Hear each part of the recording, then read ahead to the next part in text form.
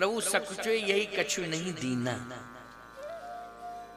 जब संकोच में पड़े तो श्री किशोरी जी समझ गए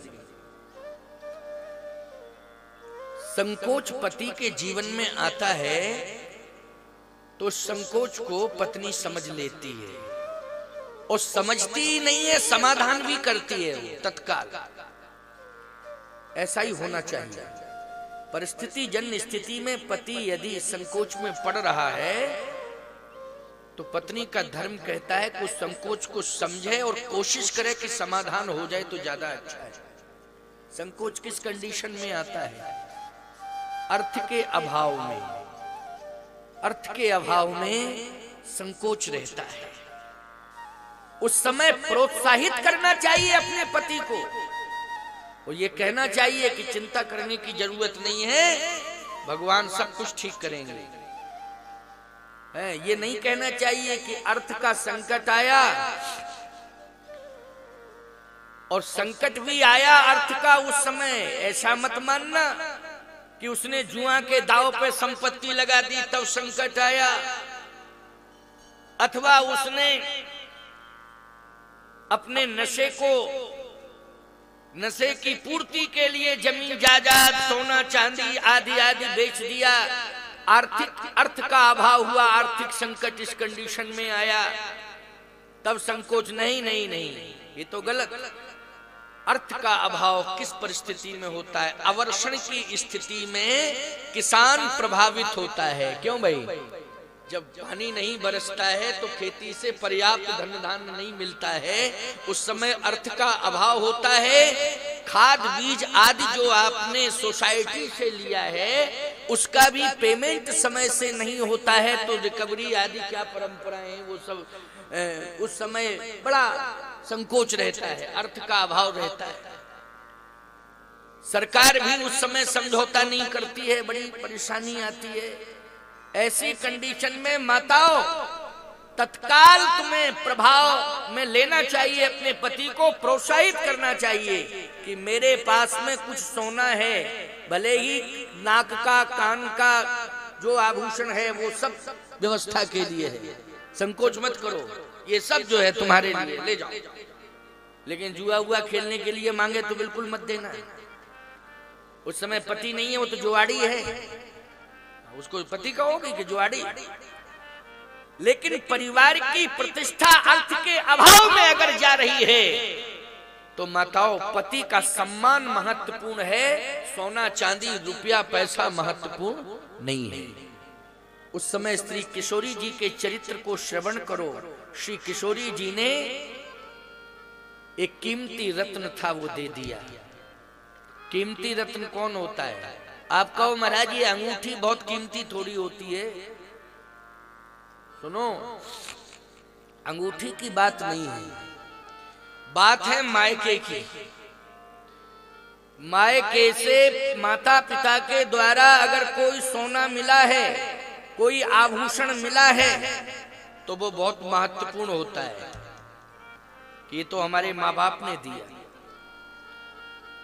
और सीता जी को भी जो मुद्री मिली थी वो जनकपुर में मिली थी।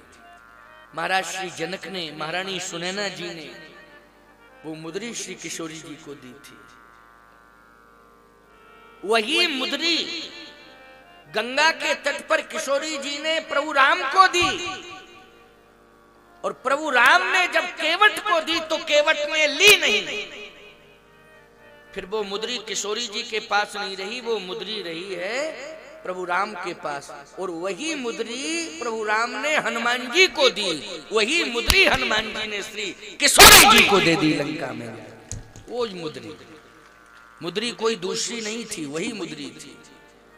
लेकिन एक बात बताओ, वो मुद्री प्राणों का अवलंब बनी कि नहीं बनी?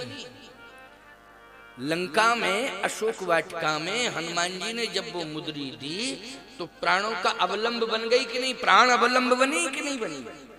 बनी। लेकिन वही मुद्री अगर केवट ले लेता गंगा के किनारे तब क्या स्थिति होती? लेकिन केवट ने वो मुद्री ली नहीं थी। कहा प्रभु क्या दे रहे हैं आप? भगवान ने कहा केवट हमें 2-4-10 गांव देना चाहिए तुझे, लेकिन आज मैं देने के लायक नहीं हूं, इसलिए जो मेरे पास है उसको तुम ले लो। क्या है आपके पास? भगवान ने कहा ये मुद्री है। कहे वो कृपालु ले उतराई,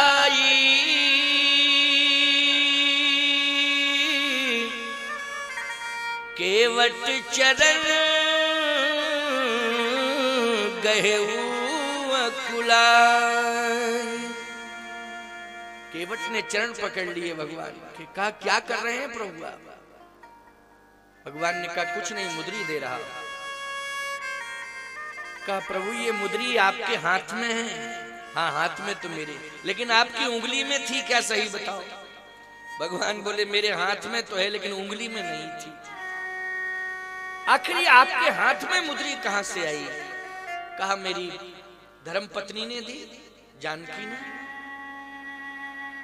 कहा प्रभु ये जानकी जी को जो मुद्री मिली, ये मुद्री कहां मिली थी? अयोध्या वालों ने दी कि मिथिला वालों ने दी?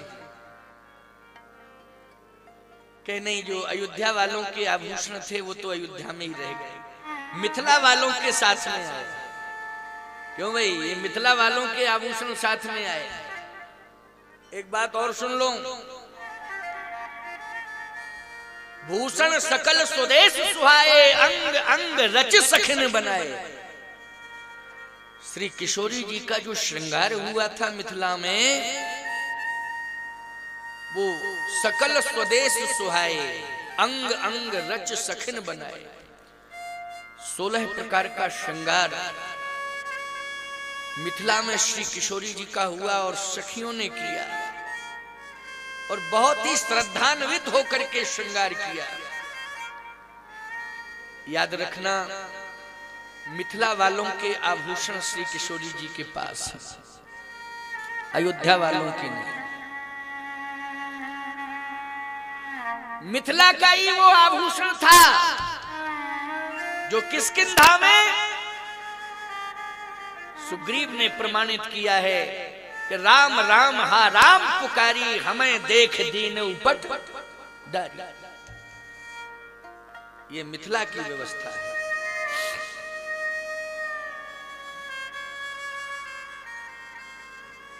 केवट ने कहा कि ये मिथिला में मिली थी मुद्री। भगवान ने कहा महाराज श्री जनक ने जब चरण पखारे थे